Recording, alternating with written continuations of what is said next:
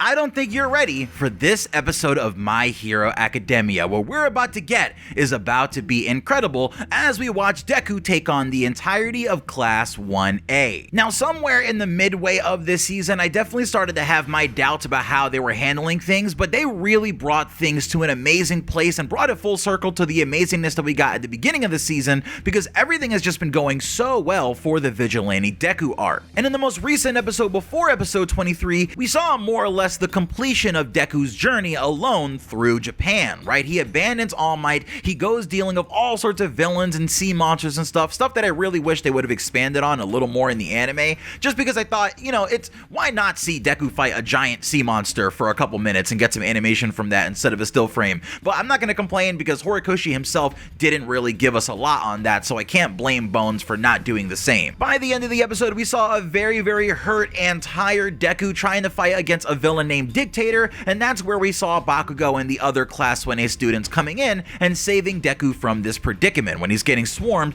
by a bunch of people who really can't control themselves. And after a brief moment of shock and clear excitement as the light begins to return in his eyes, Deku reacts kind of negatively, at least, to seeing his friends who he's trying to stay away from for their own safety, because he's thinking that All For One is going to come in at any time and do something awful. And this is the point where we're likely to pick up in Season 6, Episode 23. Now, one of the big reasons that I'm so excited for this episode is the fight between Deku and Class 1A, right? Because they are going to have a battle, not necessarily an all-out brawl, because Deku isn't necessarily trying to hurt his friends or trying to take them out, but he is going to be trying to escape here. Now, I know for a lot of people it might not make sense for any of the Class 1A characters to be able to effectively do anything to Deku, but consider the fact that Deku is really, really tired here, so it sort of makes it understandable how he has some trouble here against the other 1A students. And also there's the fact that, like I just mentioned, Deku doesn't want to hurt his friends. He's purely trying to escape. Now, in the manga, I really found the strategy to capture Deku awesome.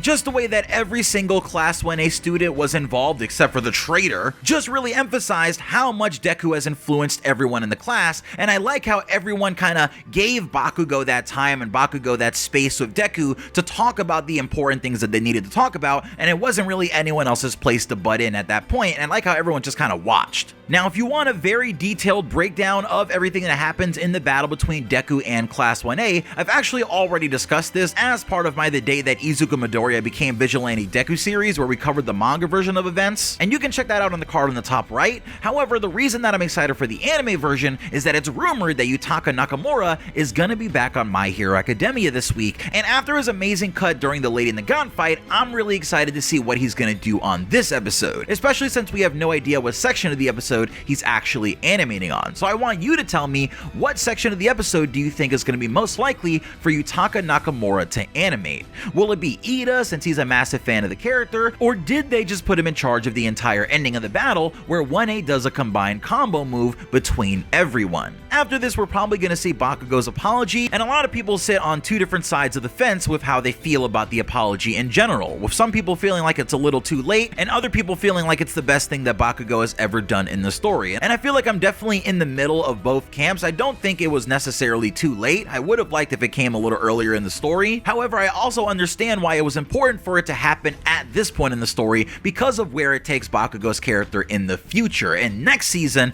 man, there's a lot going on with Bakugo's character that really links back to everything that's happened in the sort of friendship with Deku and the One For All and All For One storyline. It's just gonna be a lot, so this is a moment that I think we all need to just appreciate, right? This moment between the two characters, because next season, things aren't gonna be going so easily, I'll say. It's not gonna be about apologizing and all this stuff next season. Next season, we're gonna see the real war arc. Now, in the episode after Bakugo catches Deku, we're gonna start shifting heavy focus over to Ochako. Since, of course, while it was Bakugo's job to capture Deku, it's Ochako's job to actually save him as the hero who helps other heroes. So when we return to UA, people are not happy that Deku is being brought back here, and we're likely to see a massive crowd outside of the shelter, which we'll explore more next episode. It's easy to see Deku here and think that this wraps everything up, but Deku himself admits he only came back to UA to respect everyone's feelings, and given the reaction that he gets when he arrives, he might even try to leave again.